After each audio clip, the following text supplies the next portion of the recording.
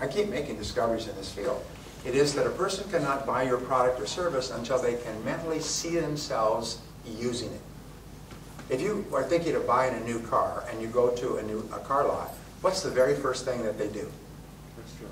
They get you into the car and drive you. Why?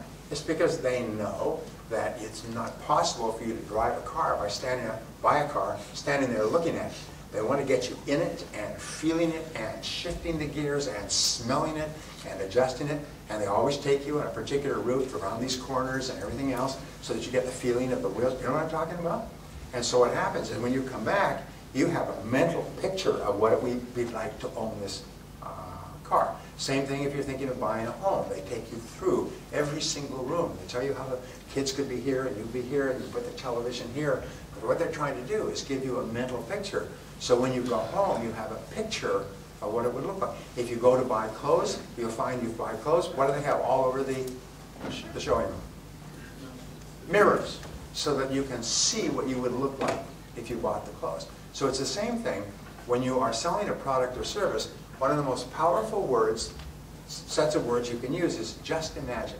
Just imagine if you were using this, or just imagine having this. Or here's another thing you can say, it's called talking past the sale.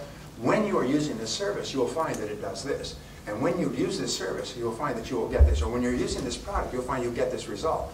What you're doing is you're creating a mental picture in the customer's mind of how they will be after the sale. Remember, almost 100% of the decision to buy is determined by how the customer thinks he or she will feel after the sale. So always talk about how you will be after the sale. What it will do for you, the change or improvement that will take place in your life as a result of using the product or service. Here's the rule, and this is a $1 million rule. 95% of your selling should be focused on the outcome, result, or transformation that takes place between where you are and using the product or service. 5% should be on the product, service, company, you, background, history, and everything else. 95% on the transformation.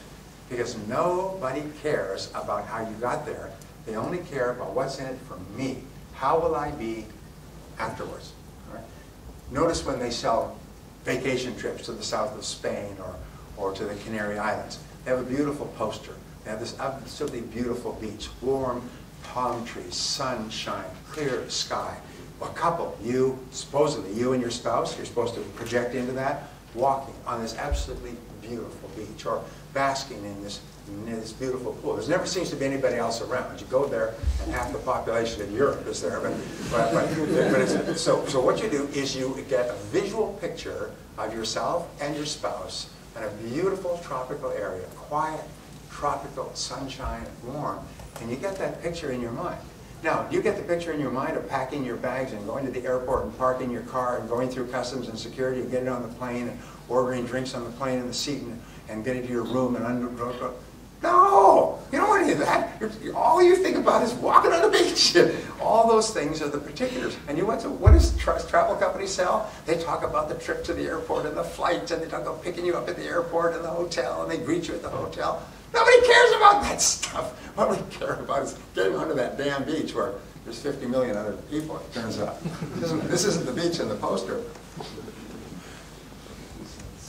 The fifth part of selling is answering objections.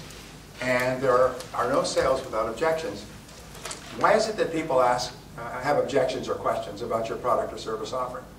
Price, details, operations, fact, background, use, utility. Why do they have objections? They're unclear. Well, they're unclear, and also they're trying to reduce risk. Remember, the #1 reason that people don't buy from you is perceived risk. Not real risk, because we know that what you sell is a fine product or service, and you stand behind it. We know that. The customer doesn't know that, and the customer has been burnt so many times. So the customer asks questions, what about this and what about that, to reduce risk in their own mind. To ask questions that someone else might ask, why did you buy that? Well, what about this? And they say, well, I asked them about that, and it's okay because they have guarantees, warranties, service, follow-up, backup, and so on. So reducing the perception of risk is really important, and so people ask questions. Can I get it cheaper somewhere else? Most salespeople have what is called price neurosis, about 2/3 of salespeople. That means they think that price is everything. even especially here in Ireland, where we are a little bit sensitive to price. But they think that price is everything when if you do customer surveys after the purchase, where the customers say, what about the price, price, price, price, price, can I get it cheaper, cheaper, cheaper, cheaper? Can I get it cheaper, cheaper, cheaper, cheaper? Can I get it lower, lower, lower? I can't afford it, can't afford it, can't afford it. Customers get the feeling that price is a major issue.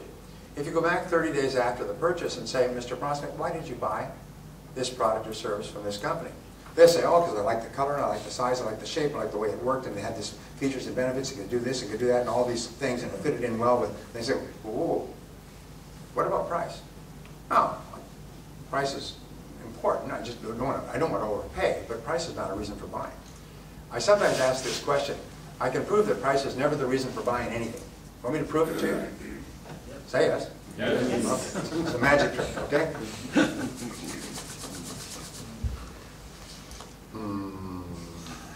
Is there a single person in this room who has a single item about their person that they bought solely because it was the cheapest available? I rest my case. Not a single person here has anything that they bought solely because it was cheap. You're not going to buy clothes because they're cheap, even though they're ugly and ill-fitting. You're not going to buy a pen that doesn't work. You're not going to buy shoes that don't fit because they're cheap or look ugly. In other words, appearance, use, size, comfort, shape, fitting with your wardrobe, all these things have to be solved first, and then you want to get the best price. And what we know is that customers, even in Ireland, do not want the lowest price in most cases, and I'll tell you why. The only reason they want the lowest price is there's no difference between the two items. If the two items have the same respective level of quality, then they'll want the lowest price because there's no difference. But if there's a whole series of other features, they don't want the lowest price because the lowest price is always associated with what? Inferiority. Yeah, inferiority, poor quality, breakdowns, disappointments, anger, frustration, wish I never bought it at all. People are always willing to pay a little bit more to lower the risk of the purchase, to raise the level of comfort, so that they will be happy after the purchase and not have to worry about it. You and I have all had the experience of very cleverly buying a cheap product, and afterwards we had so many problems with that product, we wish we had never done it at all. What else? We wish we had paid more for the product so we didn't have it. So answering objections is important, and what you do is you think through, and this is an exercise that you can do, by the way. It's a great exercise. It's called a sentence completion exercise. And you can do this as a sales team. Remember, you can double your sales by either increasing your sales effectiveness or by removing the objections that hold people back. There's always one major objection that causes a person not to buy. And each person, each prospect may have a different objection, or the objections will never be more than 6. It's called the law of 6. I learned it when I was 24. There's never more than 6 objections to any offer. So you use this exercise by saying, let's complete this sentence as an individual or as a team. Is we could sell to every